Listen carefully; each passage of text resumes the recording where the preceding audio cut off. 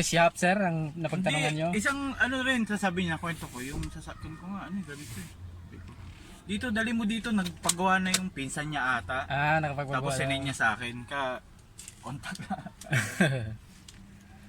Yan mga sir, to Toyota Fortuner. Anong year model to sir?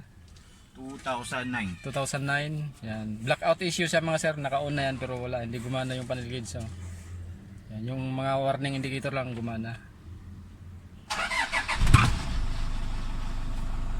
Yan, andar yan mga sir pero wala siya, hindi siya gumana. Galing pa si sir ng Las Piñas. Yan, buksan natin mga sir para ma-repair na natin. Toyota Fortuner blackout issue. Ano yung kumalabog sir sa likod? Sa ano yun, yung sounds niya? Yung speaker. Kala ko. Yan, ito na mga sir, yung panel gauge na Toyota Fortuner galing Las Piñas. Yan, blackout issue mga sir, gawin natin to. After nito may naghintay din na Ford Links galing din Balibago. Yan, gawin natin muna to mga sir.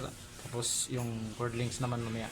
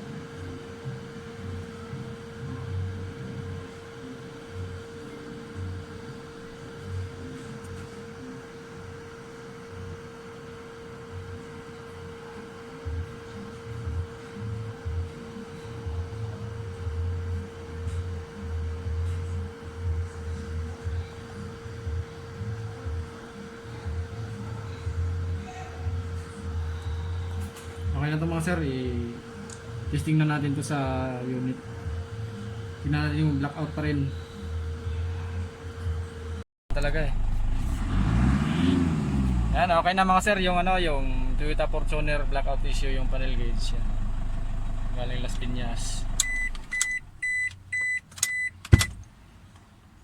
Yan, okay na mga sir.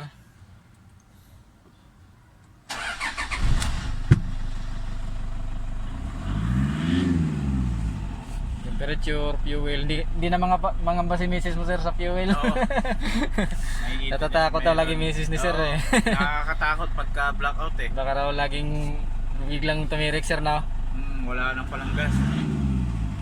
Okay na mga sir, maraming salamat. Toyota Fortuner blackout issue, ngayon okay na siya. Gano'n na siya.